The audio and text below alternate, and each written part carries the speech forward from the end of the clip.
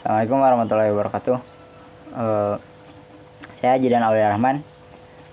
Untuk memenuhi kebutuhan tugas fikih, saya akan membuat video mengenai 5 hukum dalam Islam. Sebagaimana ulama menetapkan hukum yang ada pada Islam, ada 5, yaitu yang pertama wajib, yang kedua sunnah, yang ketiga mubah, yang keempat makruh, dan yang kelima haram. Untuk pembahasan kali ini, atau untuk hal yang akan dipaparkan oleh saya, itu kenapa ada hukum-hukum yang ditetapkan oleh para ulama. Karena pada dasarnya setiap perbuatan atau perlakuan atau segala apapun itu asal mulanya itu boleh. Asal mula perbuatannya itu boleh. Namun ada beberapa yang melabeli perbuatan itu. Ada label yang kenapa perbuatan itu menjadi haram. Ada yang kenapa itu menjadi wajib, kenapa itu menjadi sunnah, ada kenapa itu menjadi makruh. Nah, kemudian karena asal usulnya semua mubah atau semua hal itu boleh, maka diklasifikasikanlah beberapa kegiatan dengan kategori ini. Yang pertama wajib. Kemudian yang pertama wajib. Wajib itu ketika diartikan ketika kita melakukannya kita mendapat keberkahan atau mendapat pahala.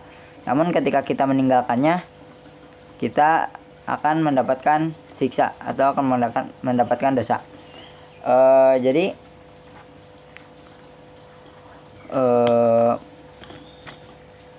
kata lain dari wajib itu fardu. Namun ada salah satu golongan yang membedakan antara wajib dan fardu.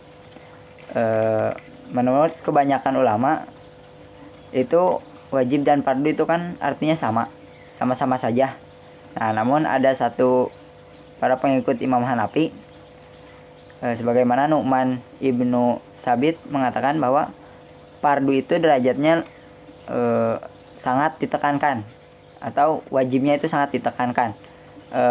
Ketika adapun wajib itu tidak sekuat atau tidak sepenekanan fardu. Itu menurut Nu'man ibnu Sabit. Namun pada hakikatnya wajib atau fardu sama-sama saja. Itu sama-sama ketika kita mengerjakannya kita mendapat pahala, dan ketika meninggalkannya kita mendapat siksa. Kemudian yang selanjutnya itu sunnah. Sebagaimana sunnah itu hal yang ketika kita kerjakan itu kita mendapatkan keutamaan yang besar. Namun ketika kita meninggalkannya bukan berarti tidak apa-apa, tapi kita merugi akan hal itu. Jadi sunnah itu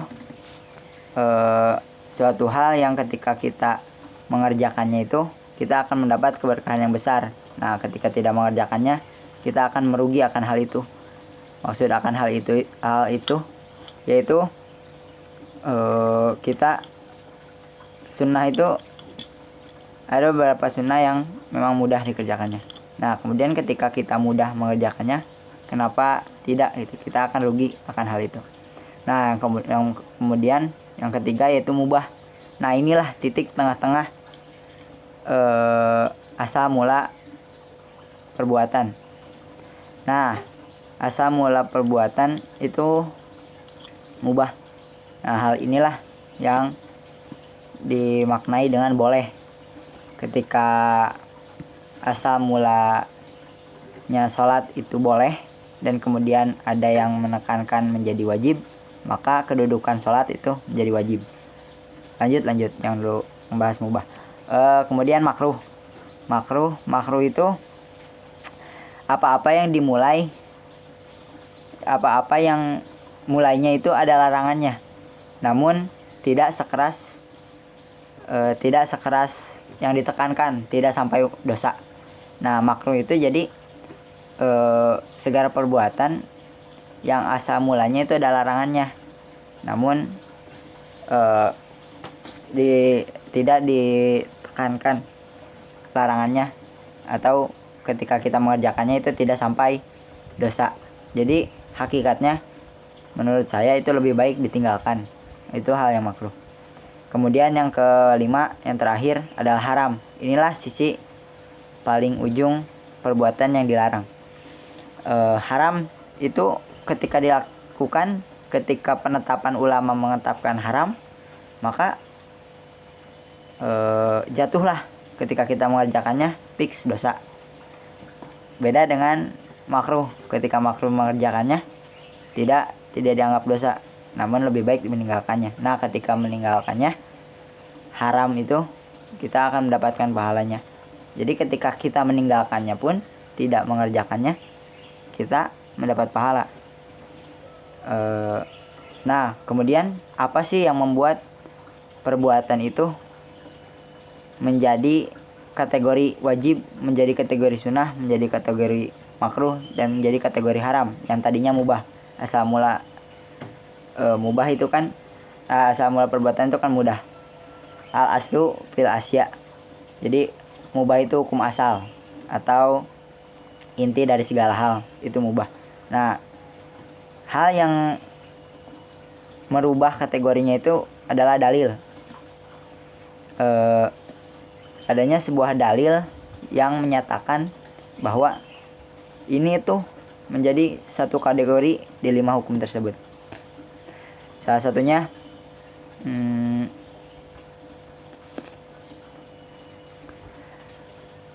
contoh judi atau pengundian. Judi boleh, tapi namun ada dalil asal mulanya judi boleh, namun ada ayat Al-Quran yang menegaskan bahwa judi itu dilarang. Nah, ketika ada dalil melarangnya, atau ayat Al-Quran atau As-Sunnah yang melarangnya, maka kategori itu menjadi haram, tidak bisa dirubah lagi menjadi makruh. Nah, kemudian bagaimana ketika ada yang haram kemudian hukumnya menjadi makruh? Nah, ada dalil lagi yang